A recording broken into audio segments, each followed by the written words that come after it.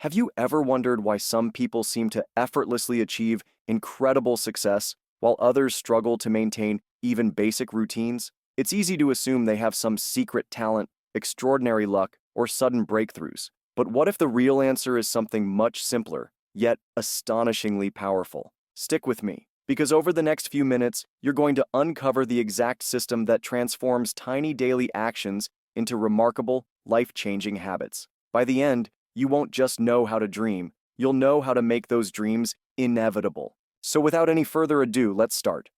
Chapter number 1. You are what you repeat. Picture a sculptor standing before a massive block of marble. With each gentle tap, a breathtaking masterpiece begins to emerge. Your habits are those gentle taps. Every small, consistent action, that's you shaping your identity, slowly, steadily, revealing your best self, one choice at a time. You want to become a runner? That journey doesn't start at a finish line. It starts the moment you tie your laces and step outside, even if it's just for 5 minutes. But your habits don't form in a vacuum. Something else shapes them, every single day. Chapter number 2. Environment is everything.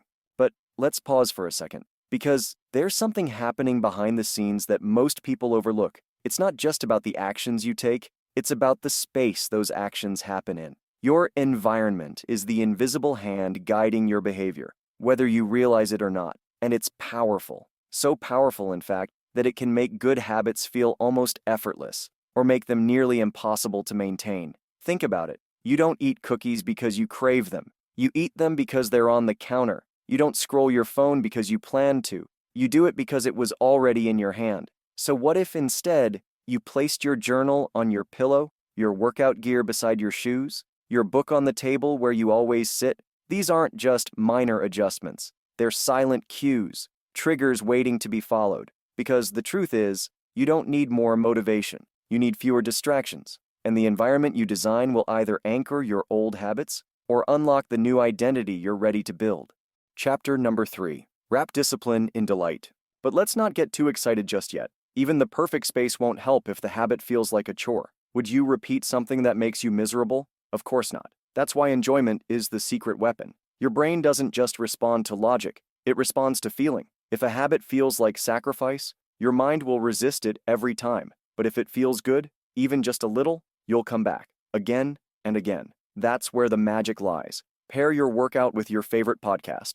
Make your reading time a cozy ritual, with a blanket and tea. Turn your studying into a game. These aren't distractions, they're emotional anchors. Because the more attractive a habit feels, the more naturally it fits into your life. You don't need to force yourself to do what you love. So build love into the habit, wrap discipline in delight, and you'll have momentum. Chapter number 4. Start small, stay consistent. So far, we've shaped the space. We've added joy, but now comes the moment that trips most people up, getting started. You've got the plan, the playlist, the vibe, but that very first step still feels heavy. That's because motivation wears thin, but friction sticks. So here's the move most people overlook. Don't aim for perfect, aim for possible. Want to build a reading habit? Don't commit to a chapter, commit to 1 page. Want to start working out? Don't promise an hour, promise 2 minutes. This is the power of simplicity. When a habit feels easy to start, it's easier to repeat. Every action you take begins with a decision. And when that decision feels effortless, consistency becomes automatic. Because you don't need to climb the mountain on day 1. You just need to show up at its base, again and again. Chapter number 5. What gets rewarded gets repeated. But showing up, day after day, only becomes natural if your brain wants to return. And that's where most people unknowingly sabotage their progress. They do the right thing, but feel nothing. No spark, no momentum, no reason to come back. That's why what comes next is crucial. Celebrate those steps, every single one. Mark the calendar, smile, check it off. That tiny win, it feeds your brain, it creates the craving that keeps the habit alive. Because here's what most people miss. Your brain doesn't speak goals. It speaks rewards, and not future ones, immediate ones. A check mark on a calendar, a whispered yes to yourself in the mirror. These moments seem small, but they're massive. They tell your brain, this feels good, let's do it again. The more instantly satisfying a habit feels, the more likely it is to stick. And when your mind starts chasing that feeling, consistency no longer needs convincing. So go ahead, track your progress, make it visible, make it real. Because when progress is something you can see,